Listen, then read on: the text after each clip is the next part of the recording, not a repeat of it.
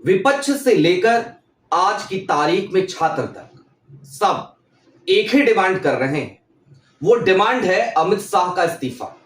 लेकिन इससे पहले कौन सी स्क्रिप्ट लिखी गई थी, कौन सी खबर लीक हो गई थी और किस खबर की वजह से भारतीय जनता पार्टी में घमासान मच गया। प्रधानमंत्री नरेंद्र मोदी का इस्तीफा इसी सत्र के साथ साथ हो जाना था। जी हां, इसकी तैयारी पूरी हो चली थी। प्रधानमंत्री नरेंद्र मोदी अपना एक उत्तराधिकारी अपनी कुर्सी पर बिठाकर विदा लेने वाले थे और वो रायसीना हिल्स की तरफ बढ़ने वाले थे। लेकिन इन सब के बीच अमित शाह का गेम उल्टा पड़ गया, क्योंकि खबर लीक हो गई। सियासी पंडितों ने सियासी गलियारों में चर्चा तेज कर दी और अब राहुल गांधी का दौर आ चुका है क्या? जी हां, आज उपचुनाव हुए। उपचुनाव के नतीजे भी कहीं ना कहीं कुछ यही बता रहे हैं कि फिलवक्त भारतीय जनता पार्टी लगातार बैकफुट पे जा रही है। लगातार उसका हर दांव उल्टा पड़ रहा है और उसके अंदर, उसके भीतर जो सिर्फ फुटअव्वल है उसका तो कहना ही क्या। सारी बातें जरा विस्तार से। नमस्कार, मैं स्वप्निल और आप मुद्दा देख रहे हैं। दोस्तों, आगे बढ़ें उससे पहले वही छोटी सी अपील। मुद्दा इन दिनों एक गंभीर आर्थिक संकट से जूझ रहा है। एक तरफ जहां हमारे मेन बैंक अकाउंट्स बीते लंबे समय से फ्रीज चल रहे हैं, तो दूसरी तरफ हमारे 2.5 साल पुराने चैनल को हमसे लंबे समय तक छीन कर रखा गया था। ऐसे में डे टू डे ऑपरेशंस में मुद्दा को काफी मुश्किलों का सामना करना पड़ता है। लिहाजा आपसे गुजारिश है, यदि आप चाहें तो स्क्रीन पर दिख रहे QR कोड या फिर के नीचे दिख रहे UPI नंबर्स के जरिए मुद्दा की छोटी छोटी मदद जरूर कीजिएगा, ताकि हमारी बेबाकी यूं ही बरकरार रहे। अब आगे बढ़ते हैं और सबसे पहले एक तारीख याद करते हैं। यह तारीख थी 10 जून की, और 10 जून की तारीख वो तारीख जब हर टीवी चैनल पर, हर अखबार के फ्रंट पेज पर एक खबर चस्पा करती गई। टीवी चैनलों में बकायदा अलग अलग टिकर्स, अलग अलग ब्रांड्स के साथ मोदी सरकार की ब्रांडिंग की जाने लगी। क्यों महत्वपूर्ण थी यह तारीख? एक रिकॉर्ड तोड़ा गया।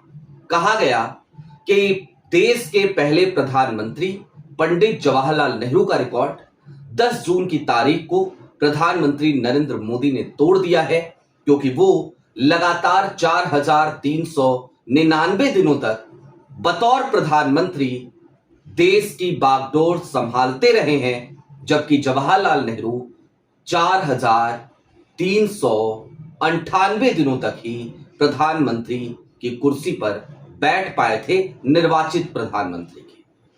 और इसमें 1947 से लेकर 1952 तक का समय ऐड नहीं किया गया। अब ये खबर तो आई 10 जून को, 9 जून को, लेकिन ये स्क्रिप्ट बहुत पहले लिख दी गई और वही खबर लीक हो गई थी। हमने भी आपको, याद कीजिएगा या जाकर के आप YouTube के आर्काइव में देखिएगा, आपको खबर हमारे यहां मिलेगी। 3 जून की तारीख थी जब सबसे पहले शाह साहब के कार्यालय से तमाम चैनलों को एक स्क्रिप्ट दे दी गई, थमा दी गई कि भैया ढोल नगाड़े बजाने की तैयारी करो, ढोल नगाड़े बजने जाए। लेकिन एक चैनल, उसने 9 जून तक का इंतजार नहीं किया और 3 जून को ही यह खबर प्रकाशित कर दी और उसके बाद बवाल कट गया। अब बवाल क्या कटा, क्यों कटा, कैसे कटा, उसको समझिए। पेपर लीक का मुद्दा तो चल ही रहा था। धर्मेंद्र प्रधान तो फंसे ही थे, लेकिन दरअसल अब भारतीय जनता पार्टी में बवाल इस बात का चलने लगा कि अगर मोदी जी इस तरीके से चले गए और उत्तराधिकारी अमित शाह साहब बन के बैठ गए, तो फिर भला क्या ही परिवर्तन हो जाएगा। गुजरात लॉबी तो गुजरात लॉबी है, कुछ भी नहीं बदलेगा। स्थिति जस की तस बनी रहेगी और हमारी समस्याएं और ज्यादा बढ़ जाएंगी। हमारी मतलब किसकी? भारतीय जनता पार्टी के उन नेताओं की जो नेता अटल और आडवाणी के दौर के नेता हैं, भारतीय जनता पार्टी के पुराने नेता हैं, जो आज की तारीख में मजबूरी में गुजरात लॉबी को ढोते हुए नजर आ रहे हैं। और ऐसे में वो लॉबी ओल्ड स्कूल्स उसने अपनी तैयारी शुरू कर दी, उसने अलग तरीके की प्लानिंग शुरू कर दी। आप एक खबर बार बार देख रहे होंगे कि सीजेपी को भारतीय जनता पार्टी के कुछ नेताओं का समर्थन मिला। आपने यह भी खबर देखी होगी कि सीजेपी के जो फाउंडर है, संस्थापक हैं अभिजीत दीपके, उनके पास सिंधे सेना के कुछ लोग पहुंचे, सिंधे की शिवसेना के।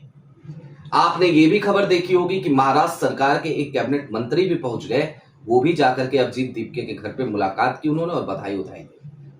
ये सब कुछ चल क्या रहा है, समझ रहे हैं आप? दरअसल ये सब कुछ गुजरात लॉबी की गुजरात के टिकट कटवाकर वापसी कराने की तैयारी है। अब दोस्तों चलते चलते इस बात को भी समझिए कि राहुल गांधी का दौर कैसे शुरू हो चुका है। मसलन आप आज की ही तारीख देखिए, आज उपचुनाव के नतीजे आए। दतिया, मंजलपुर गुजरात, दतिया मध्य प्रदेश और बिहार का बांकीपुर। शुरुआत बांकीपुर से करते हैं, लेकिन दतिया और ज्यादा महत्वपूर्ण है।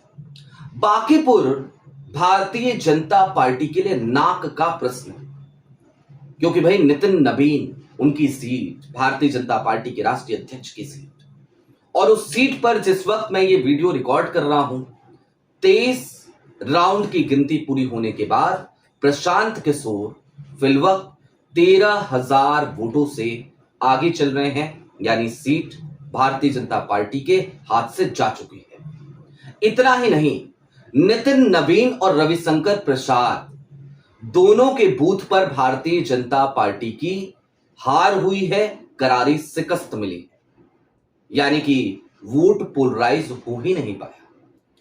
मंजलपुर जो गुजरात की सीट है, वहां पर तो जाहिर सी बात है भारतीय जनता पार्टी का जीतना तय था, और तकरीबन 10,000 के आसपास की मार्जिन से वो सीट भारतीय जनता पार्टी निकाल चुकी है। 10,000 से ज्यादा है वो मार्जिन, मैंने देखा था, लेकिन उस समय तक नतीजे नहीं आए थे। जिस समय वीडियो रिकॉर्ड कर रहा हूं वो नतीजे आ चुके हैं।